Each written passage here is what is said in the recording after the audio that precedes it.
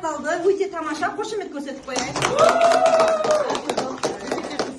Енді келесі ойынымыз мына жерде әртүрлі сөздер жасырылған. Осы сөздерді алып оқимыз да сол іске лайықты адамды құшақтап бетінен сүйеміз. Келістік па?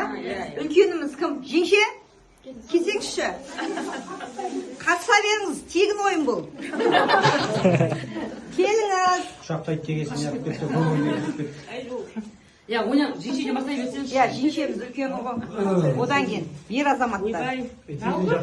Ешкім емес, өзің ойлайсың да сол іс әрекетті жасайсың. Ойланып тұрмын ғой.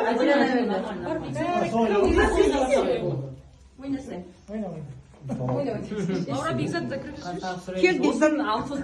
Кел тегін ойын. Ойынға белсене қатысқан балаларды, балалар Приблизительный. сіздерді қошеметпен